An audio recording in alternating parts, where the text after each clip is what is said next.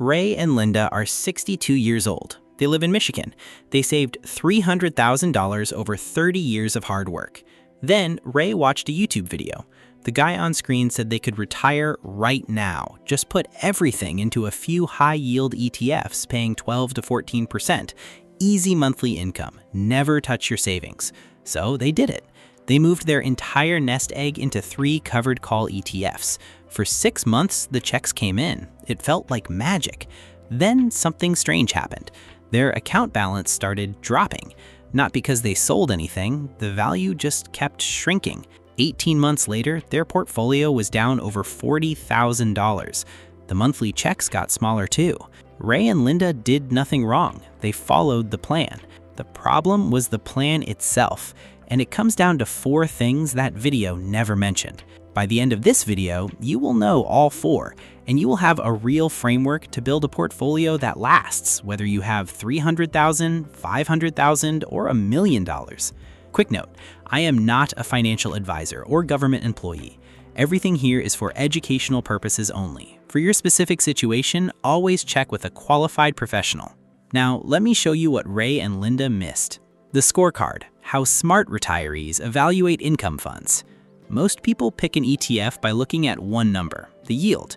If it says 12%, that must be better than 4%, right? That is like choosing a car only by the speedometer. You also need to know if the engine burns oil and what it costs to maintain. Smart retirees use 5 criteria, not 1. Here they are. Number 1, NAV trend. NAV stands for net asset value. It is the actual price of the fund over time. If the NAV keeps dropping, the fund is slowly eating itself. Number 2, tax classification. Some dividends are taxed at 0 to 15%. Others are taxed at your full income rate. Same dollar amount, very different take-home pay. Number 3, dividend growth rate. A 3.7% yield that grows 10% every year will pay you more than a flat 12% yield within about a decade, and your principal stays intact. Number 4, bear market behavior. What happened to the fund in 2022 when the market dropped 18%? Did it protect you, or did it fall just as hard? Number 5, expense ratio. Every dollar you pay in fees is a dollar that never earns another dollar for you. Let me put the most popular income ETFs through this scorecard right now. SCHD scores green across the board. NAV rising. Dividends are 99% qualified, taxed at 0 to 15%. Dividend growth of 10.6% per year. Only dropped 3% in the 2022 bear market. And the expense ratio is just 6 cents for every $100 invested. Now look at JP. The NAV is stable, but 80% of its distributions are ordinary income, taxed at your full rate. No dividend growth. It did hold up well in 2022. Expense ratio is reasonable at 35 basis points.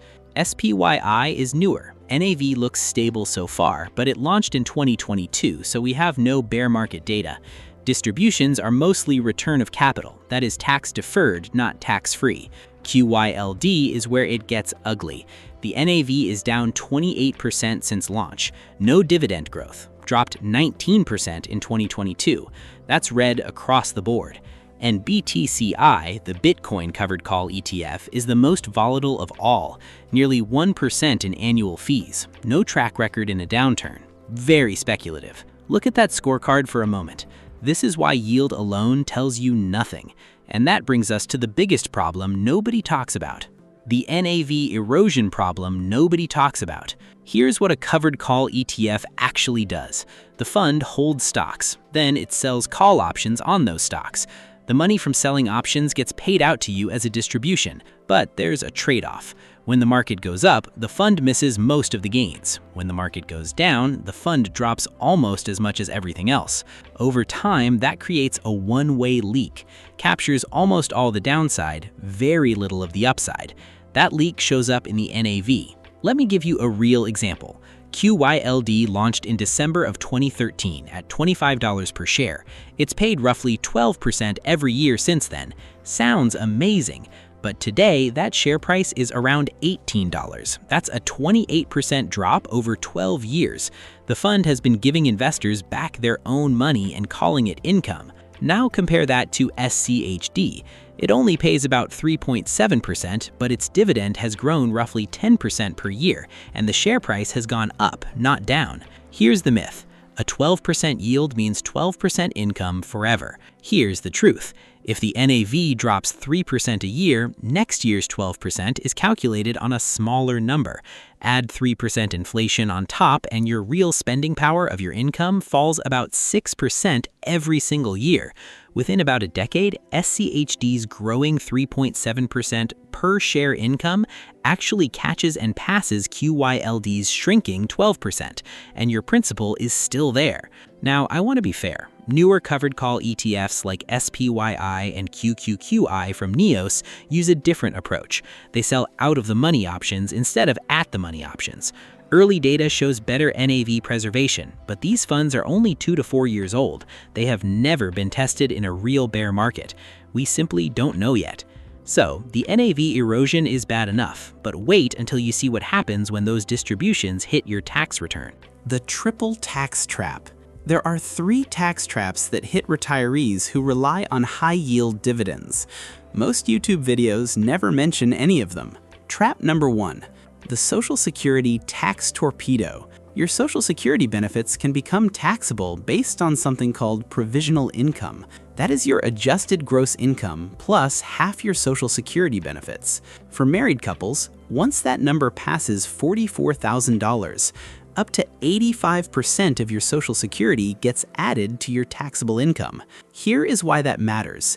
Every extra dollar of dividend income above that threshold does not just get taxed on its own.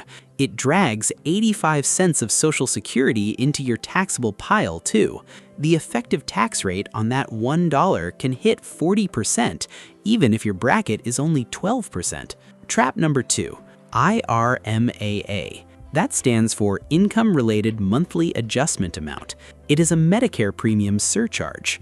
For married couples in 2026, if your income from 2 years ago topped $218,000, you pay an extra surcharge. $1 over the line costs roughly $1,000 per person per year. Dividend income counts toward that threshold. Trap number 3, the ordinary income problem. JEPI and JEPQ pay distributions that are 75 to 85% ordinary income. That means they get taxed at your full income tax rate. On the other hand, SCHD distributions are nearly 100% qualified dividends. For a married couple in 2026, qualified dividends are taxed at 0% federal on the first $98,900 of taxable income. 0. Think about that. A retired couple with $90,000 in qualified dividends from SCHD could owe 0 federal tax. The same amount from JEPI could cost them over $20,000 in taxes, plus trigger IRMAA surcharges. Before I show you how to actually build these portfolios, drop a comment right now. Are you currently using covered call ETFs in your retirement portfolio, or are you still researching? I read every single comment. So now you know the tax math, let me show you what a real portfolio looks like at 3 different levels. The verdict: real portfolios at 3 levels. I'm going to walk you through 3 portfolios, one at $300,000, one at $500,000, one at $1 million. These are built on the 5 criteria from the scorecard, not just yield, total return, tax efficiency, growth, safety, and cost. Let us start with $300,000. At this level, you can't afford big risks. You need a cash buffer, and you need most of your income to come from qualified dividends taxed at 0%. 15% sits in cash and T-bills.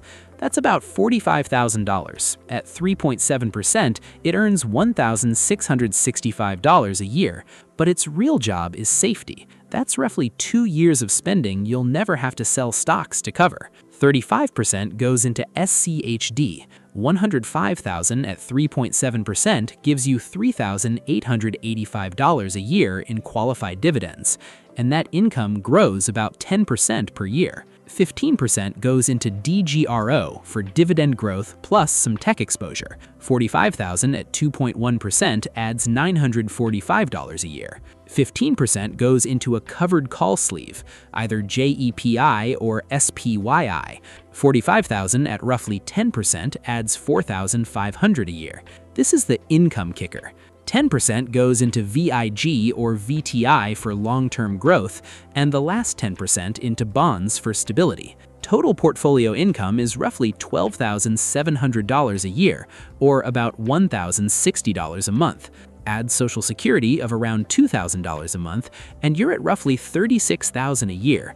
Not lavish, but stable. And the dividend growth portion keeps increasing every year. Now let's look at $500,000. At $500,000, you keep the same structure, but now you have room for international diversification and a slightly larger covered call sleeve. Cash stays at 15%, $75,000 earning $2,775 a year. SCHD gets 30%, $105,000 at 3.7% equals $5,550. DGRO and VIG combined take 15% for $1,425 a year. The covered call blend gets 15% for $7,500. VTI for growth takes 10%. International stocks through VXUS take another 10%, and bonds take the last 5%. Total portfolio income is roughly $20,500 a year. Add Social Security for a couple, and you're looking at $65,000 to $70,000 a year. That covers the median household comfortably. Now, here's the $1 million portfolio. At $1 million, you have room to add real estate through VNQ at 5%, and you can afford a small 5% speculative sleeve in things like BTCI or STRC, adding $7,500 a year. But look at the allocation. That speculative piece is only 5%. 70% of this portfolio is still in dividend growth funds, bonds, and cash equivalents. Total income is roughly $45,000 a year. Add Social Security for a couple, and you are close to $90,000. And the growth sleeve means your portfolio keeps building wealth for the years ahead. Notice something important. The speculative stuff never goes above 5%, and it only appears in the $1 million portfolio, where the foundation is already solid. That is the key difference. Those videos put 60 to 100% into high-yield covered call ETFs. These portfolios put 70 to 80% into dividend growth funds and cash, with a small covered call sleeve and minimal speculation. Yield is what they promise you. Total return is what you actually keep. Remember that line. Write it down. Say it to yourself every time someone shows you a 14% yield and tells you it is free money. If someone you know is getting ready to retire and thinking about living off dividends, share this video with them right now. It could save them a very expensive mistake. Now, I have a question for you. What is your target retirement income number? Drop it in the comments below. I will tell you which tier fits your situation. If you are building retirement income and you want to stay ahead of changes like this, subscribe to Dividend Hustle. I cover everything that protects your income. Next week, I am breaking down the exact Roth conversion window that could save retirees thousands in taxes before RMDs kick in at age 73. You do not want to miss that one.